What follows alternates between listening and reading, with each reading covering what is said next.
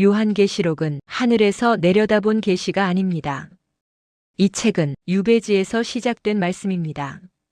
9절에서 요한은 의도적으로 자기 위치를 낮춥니다. 나 요한은 너희 형제다. 사도라는 직함도 권위자의 자리도 먼저 꺼내지 않습니다. 요한은 위에서 내려다보는 예언자가 아니라 같은 편 같은 처지에 서 있는 사람으로 말합니다. 이 말을 들은 아시아의 7 교회 성도들은 즉시 느꼈을 겁니다. 아, 이 말은 안전한 자리에서 쓰인 글이 아니구나. 요한은 이어서 자신을 이렇게 소개합니다. 예수 안에서 환난과 나라와 참음에 동참하는 자. 여기서 중요한 건 요한이 이 셋을 따로 말하지 않고 의도적으로 묶었다는 점입니다. 환난만 말하지 않습니다. 나라도 혼자 말하지 않습니다. 참음도 따로 떼지 않습니다. 이 셋은 함께 가는 한 묶음입니다. 수신자 귀에는 이렇게 들렸을 겁니다. 우리가 겪는 이 고난은 나라에서 밀려난 증거가 아니라 오히려 나라에 속해 있다는 증거다. 먼저 환난. 이건 우연히 닥친 불운이 아닙니다. 헬라어 틀립시스, 눌리고 압박받고 도망칠 수 없는 상태를 말합니다. 그리고 이 환난은 요한에게도 교회에게도 증언의 결과였습니다. 그런데 요한은 이 환난 옆에 나라를 붙입니다. 여기서 수신자들은 멈칫했을 겁니다. 환난과 나라가 같이 간다고?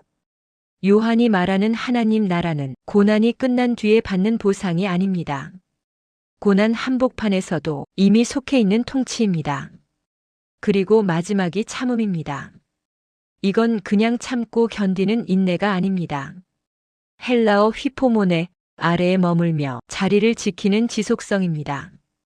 군사 용어로 말하면 진영을 이탈하지 않는 것입니다. 요한은 이렇게 말하는 겁니다. 도망치지 않는 게 이미 승리다. 그리고 요한은 결정적인 한마디를 덧붙입니다. 하나님의 말씀과 예수의 증거 때문에 밤모섬에 있었다. 밤모섬은 휴양지가 아닙니다. 영적 수련지가 아닙니다. 정치범과 종교범을 침묵시키기 위해 보내던 유배지입니다. 이 말의 무게는 분명합니다.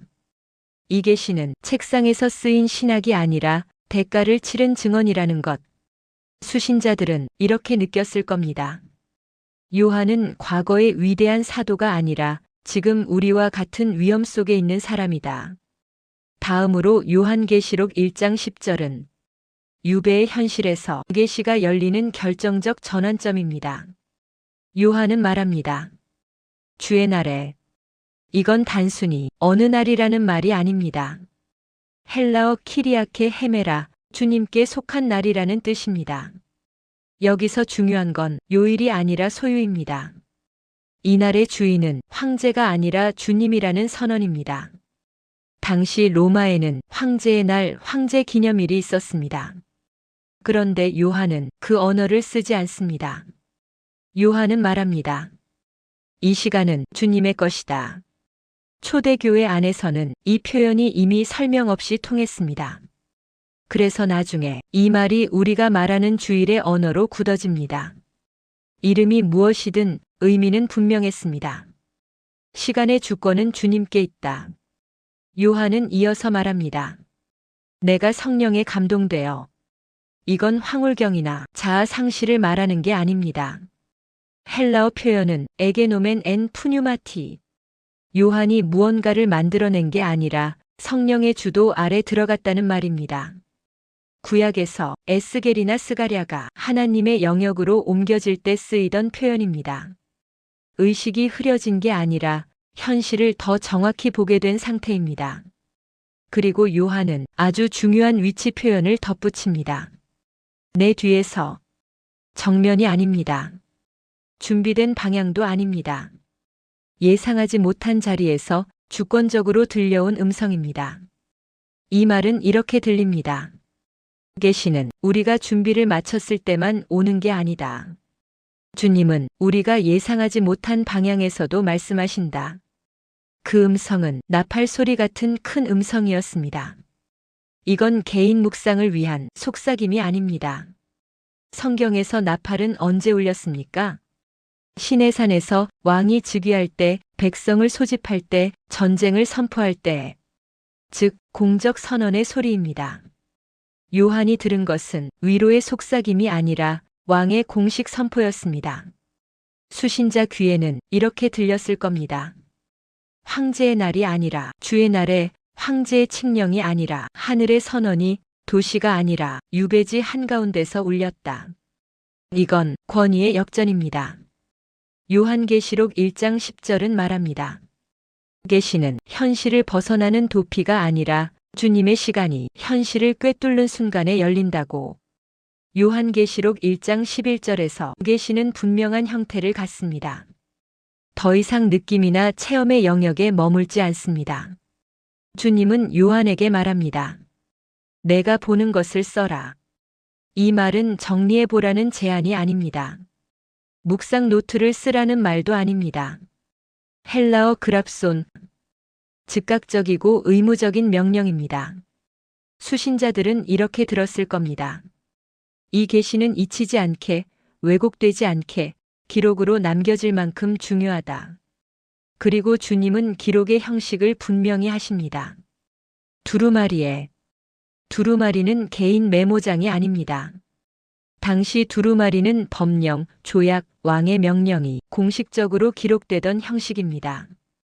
이 말의 의미는 분명합니다. 이 계시는 사적인 편지가 아니라 교회를 향한 공식 선언입니다. 주님은 이 기록의 목적지도 정해주십니다. 7 교회에 보내라. 한 교회만을 위한 맞춤 메시지가 아닙니다. 이 문서는 회람되도록, 돌려 읽히도록 설계되었습니다. 수신자들은 이렇게 이해했을 겁니다. 이 말씀은 특정 교회만의 문제가 아니다. 모든 교회가 함께 듣고 함께 책임져야 할 말이다. 여기서 중요한 건 요한의 역할입니다. 요한은 해석자가 아닙니다. 편집자가 아닙니다. 요한은 전달자입니다.